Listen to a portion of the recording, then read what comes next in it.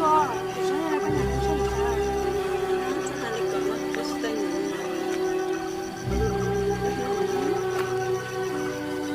Cái bé sẽ bé sẽ tới nó thì không chịu. Rồi bữa đó nhà phò ha ta trong nhà công trình nào là họ, giờ chỉ họ chơi công trình rồi ha. Cái lúc sáng thì cũng bảo trong cái lo mà, cái lúc sáng thì sáng mỗi khó, cái lúc khoảng giờ thì là hàng mỗi dạng là sao?这哪里搞嘛？红霞不一样呀。Ừ.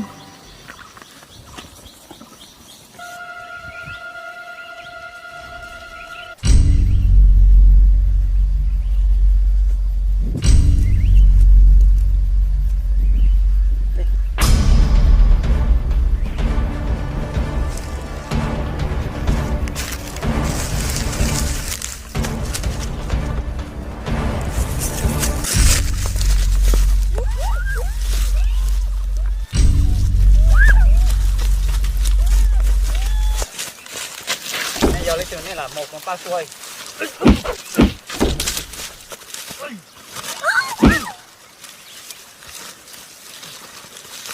Cho cô, cho mà, cho mà.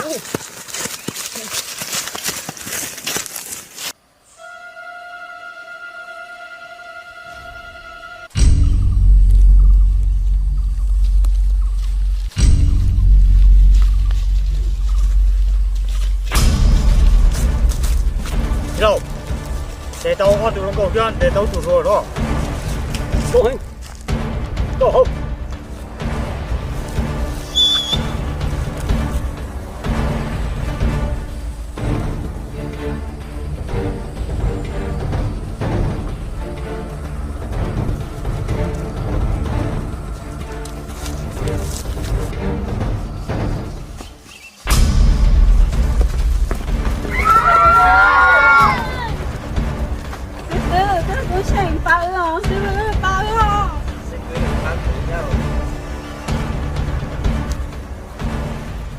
cho giống như nó tan nó cho tôi cũng chơi bé tụi nó chỉ tua giờ chỉ nó chơi bé tụi nó tua đó mình nhiều nó nhiều một chỗ cao chỉ tao giờ giờ là bé tụi nó là vừa chỉ tua tụi vừa tua giờ có tới có tua cho bé tụi nó có ra bua sao tao tao không Tại của mình tao. công trình tao chỉ cho sao哎，哎，不行啊！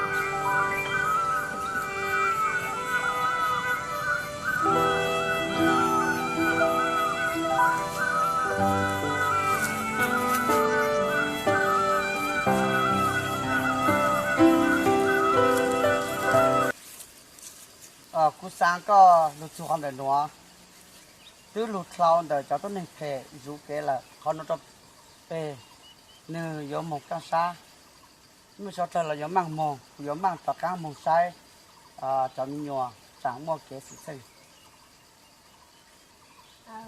có nhỏ chị sẽ cho có thực hiện được đó Sư phụ ở trong.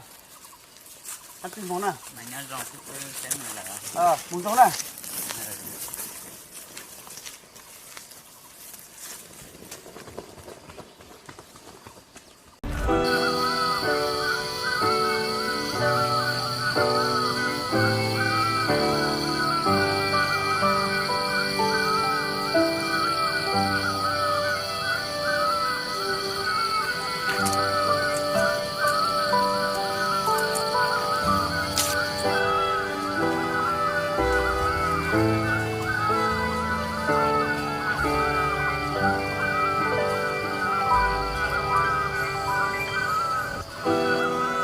tụi mùa xin mua sức tư ba tàu bé lòng đầu chỉ tao mua cô cô tô xanh bưng cô đi chào Con hơi lấy bác cho xỉn nhau. đi đó rồi sẽ là bao cô sức phương cả sáu nên chỉ xin về đi chào Sư phụ đã học bé cũng chỉ是参考，但是他也没当面陪。当然得背，师傅得把背你上。 đi đó để rồi ở trong không chỉ đầu rồi ở theo tao chỉ bao chỉ bỏ cái mùng thì sẽ được họ dò 干嘛？